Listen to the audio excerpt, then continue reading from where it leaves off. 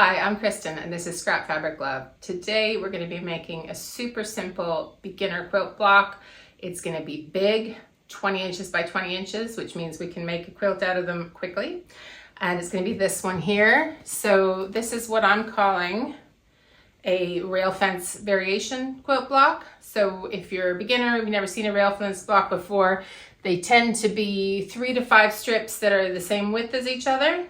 And then you vary the placement. And we're just doing that, but we're doing 2 widths of strips just to give it a little bit more variation and variety. It makes it look a smidgen more complicated, but it's not more complicated. So this is a great one to get sort of your first quilt under your belt if you're a beginner. And if you're an experienced quilter, it's 2 widths of strips that you can bust from your stash. So if you've got, one of them is jelly roll strip size, and then the other is 4.5 inch wide. So I'll get to everything you need for the block in just a minute, but hopefully we can have a lot of fun with this. I will be showing you at the end how many blocks you need for different sizes of quilts. And if you want to combine this block with some other cool big blocks I'm going to do in the next couple of weeks, I've got a quilt along going on. I'll talk about that later in the video. So to make one block, what we need is 4 2.5 inch wide strips that are at least 20 inches long. So if you've got a jelly roll strip, you can cut that in half, or don't do it yet. You could keep them together because with the fabric, it's usually about 44 inches. And we can make 2 blocks at once, which is what I'm gonna do. So I've got 4 2.5 inch, I got 4, 1? Yes, I've got 4. 4 2.5 inch jelly roll strips, or just 2.5 inch strips. If you're cutting that, I will give you the AccuQuilt die numbers that I used in a minute. And then you need 3 4.5 inch strips. So again, if you're doing one block, these only have to be at least 20 inches long. I would usually, even if I'm aiming for 20 inches, do like 21 just for wiggle room and trimming. But if you have a width of fabric strip, you can piece them all together and we can make 2 blocks at once super quick. So that's why I'm liking this block. These are the AccuQuilt strip dies I used, and I will have links to these in the video description as well. So I'm going for, I don't know if you've picked up on this, a kind of bright polka dot theme. Like normally when I make blocks, they're more color coordinated. This is a kind of taking some of the colors from here. I had some cave facet strips from somebody else's scraps that I bought on eBay a while back. And then this is a tulip pink fabric that also had some polka dots.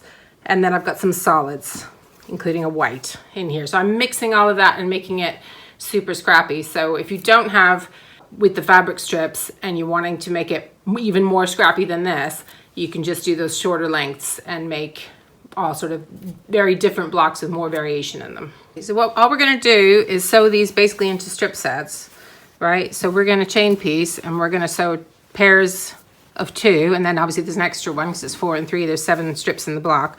You can do this in any order you like. So I'm mixing them up. I'm not putting the 4 2.5 next to each other and the 3 4.5 next to each other, but otherwise if 2 of these end up together, that's fine. If 2 or 3 of these end up together and the other ones, you know, so again, we can get some more variety in it. So don't worry about like getting the strips in the wrong order and things like that. Just kind of go, which one do I like next to which one, I guess, and then just start sewing. So let's do that now. Okay, so I've got my pile of strips over here and I'm just gonna start with pairs. So I'm gonna go for this one next to another 2.5 inch one. And I cut the selvage off there, so I'm just gonna start this where the selvage ends here so that I'm not cut short, because this one will be a little bit tighter for my 2 blocks, but still fine because it should still be at least 42 inches. If you don't know, standard width of fabric is usually 44 inches, including the selvage. So if we're making our 2 20-inch blocks, we obviously only need 40 inches, so we've got plenty of wiggle room, and you'll have some little crumbs left over if you are using the full width strips. I'm using a 1/4 inch seam allowance, and my strips are right sides together, and I'm just speeding this up so we can get right to the next step. Okay, next I'm just going to pick any other pair. So I've got one that is a 4.5 inch strip and one that is a 2.5 inch strip. Again, it's just right sides together, 1/4 inch seam, or as close as you can manage. We will have a little bit of trimming room, so we'll be okay.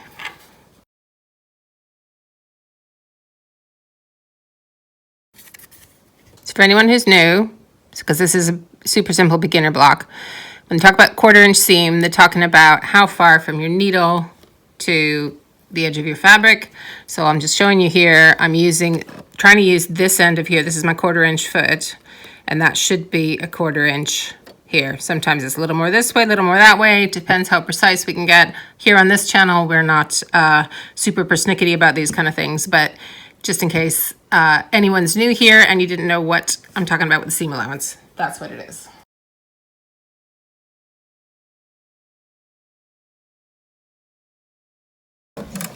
Okay, so that's 2 pairs. So now I need to do the rest of my pairs. So I'm going to go ahead and do this one with this one. So another 4.5 and another 2.5. It really doesn't matter which one goes on which side because we're not sticking to a set order. You could, but that just makes it more difficult to keep track of. That makes it less beginner friendly to have to organize an order, and we want this to just be easy peasy. Don't have to think about it. Really hard to make a mistake. So that's what we're doing. Again, if you're new, you'll notice I don't pin. So I just stop fairly frequently and readjust and use my figures. It saves a step for me, but if you're more comfortable pinning, of course you can do that.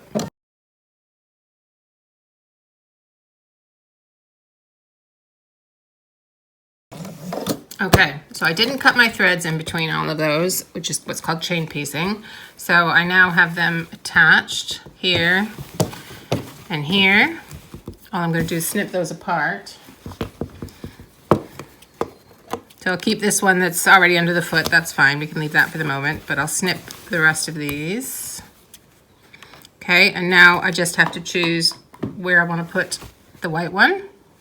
I think I'll just attach it to this pair that's already got the 2.5 and the 4.5, and I think just for change's sake, I'm going to put the 4.5 next to the 4.5. Don't have to do that, but that's what I'm going to do for this one. And it's just exactly the same as solids. It can be very hard to figure out what the right side is, and at the end of the day, it probably doesn't matter, but there we go. I think I found it. So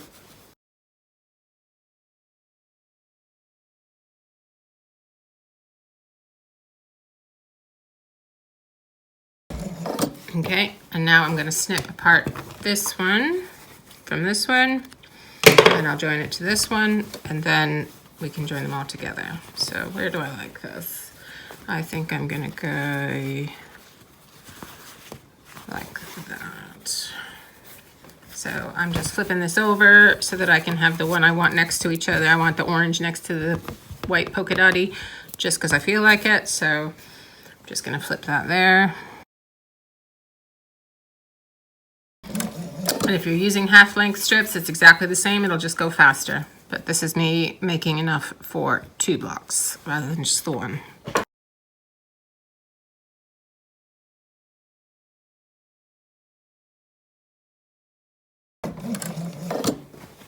Okay, and now I'm gonna cut my thread at the machine because I need to sew these 2 together. So, how do I want it? I think I like that. Yeah, why not? So now it's the whole thing just gets put together. So I've got 2 big pieces. So this is my 4.5, 4.5, 2.5, and then under here I've got my 2.5, 4.5, 2.5, 2.5, and they're right sides together. But if you have your strips in a different order, we are not concerned. That is fine.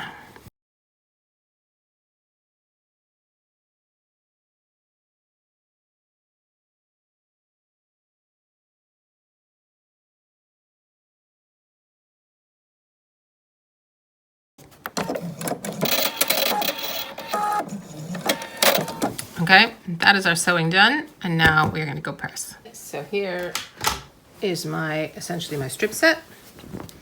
So that is what it's looking like at the moment, and what I need to do now is press it. So I've got my wool pressing mat, and for this, You can do press to the dark side and all this business, but I am going to keep it simple for myself and press my seams open. I do not do one thing all the time. So sometimes I do this, sometimes I do it the other way, and I reserve the right to change my mind at any point. So whichever way makes sense for you to press, you do that.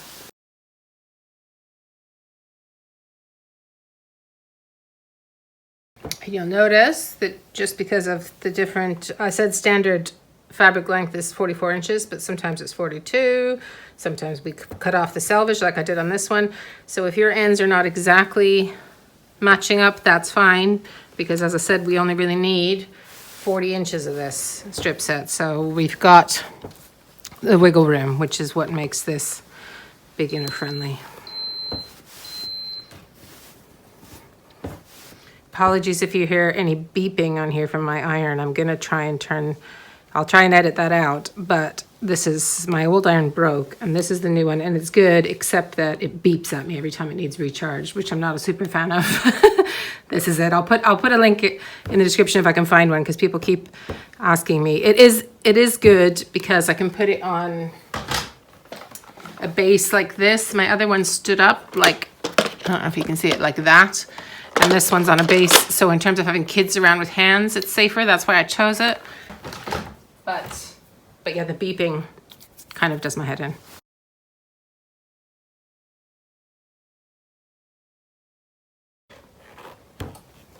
So I will show you at the end of the video some layouts for this block and how many blocks you can use to make different quilt sizes.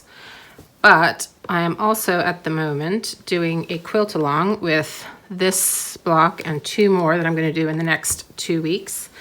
And I'm going to put those all together into a quilt as well. So just with a little bit more variety, more types of blocks, all beginner blocks, all simple.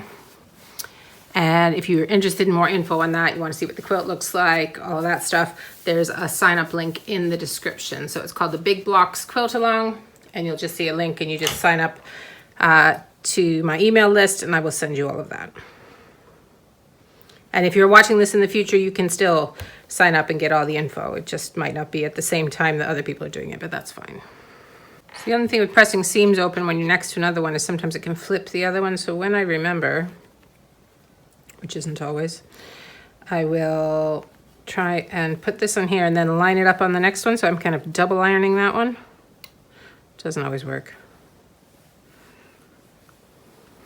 So I've kind of got myself at an angle here, so I'm not flipping this one back up the way like this one got flipped up. Woo. Okay, so there's that. Nice and pressed. And now we are going to trim it to our block sizes. Okay, so I'm using my 20.5-inch ruler, but I only want 20 inches. So if you have a ruler like that, don't get confused by that. We want 20 inch. But so I'm lining it up. So I definitely have my 20 inches this way, and I'm just going to cut off my selvages so that I know where to start from. So I'm left-handed. I got to go over here.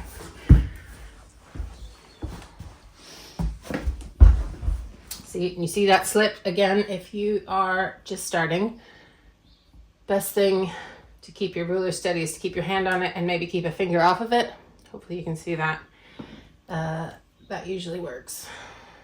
I'm just making sure I'm straight before I cut. Right, so that's my selvages. So now what I'm going to do is line my 20 inches up with that straight line.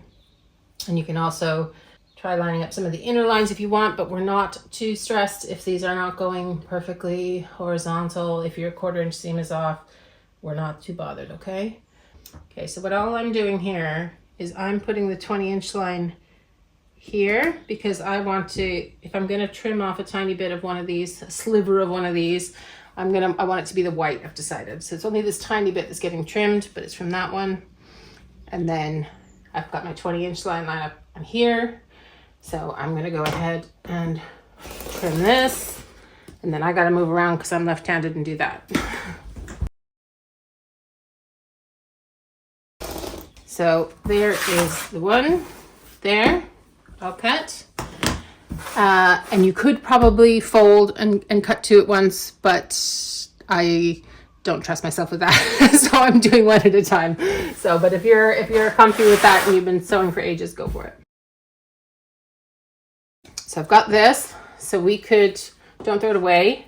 So you could trim off the selvages and we could use that in something else, maybe the back of the quilt even. I've got another video about scrappy quilt backs, so you can check that out.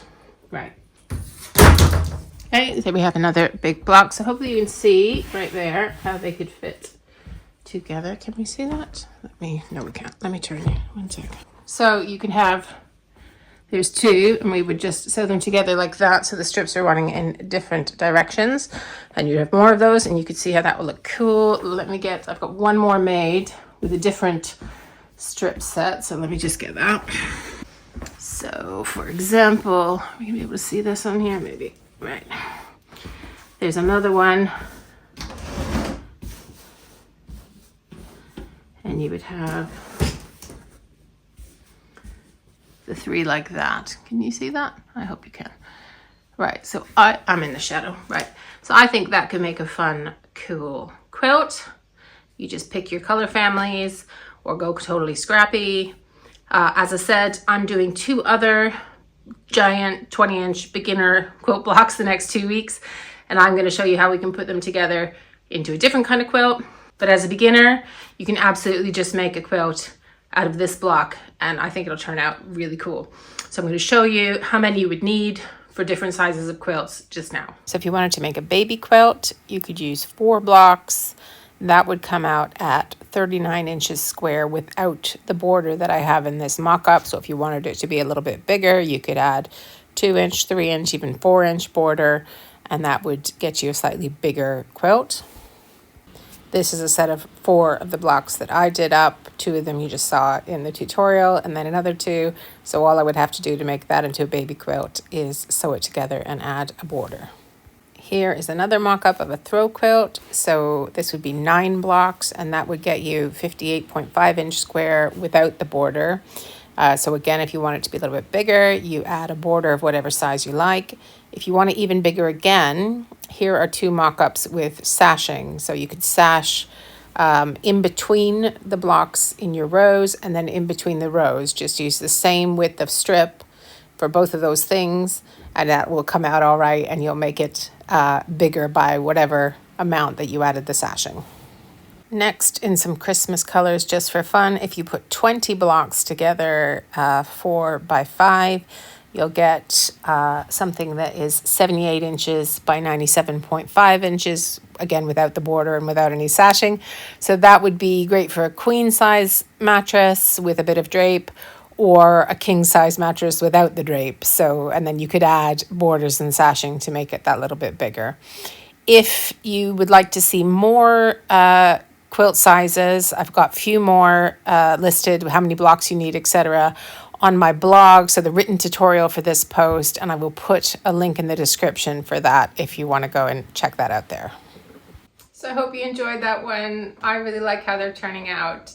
I'm doing these blocks, as I said, as part of this quilt along with the next 2 videos I'm doing in the next 2 weeks, which is going to be 2 more beginner friendly, super easy 20-inch quilt blocks. So we're going to combine them and make a lap size quilt. So if you're interested in doing that with me and some other folk who have already signed up, over 500 of you have already signed up, there is an email sign up in the description. It's free, totally free.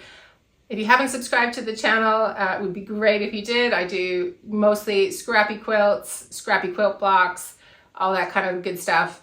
We're low pressure. I call myself a consummate confident beginner, and that just means I'm willing to try anything, and I would like to encourage you to do the same. So if you've tried this block and you've made a quilt out of it, I would love to see how it turned out. You can message me on pretty much all the socials with @scrapfabriclove, or you can email me hello@scrapfabriclove.com, and I would love to hear from you. And if you are on Instagram, you can share this quilt block or your quilt along progress, if that's something you're doing with me, at the hashtag #scrapfabriclovesew-along, which is the one I use for all my quilt alongs. Thanks so much for spending time with me. Bye.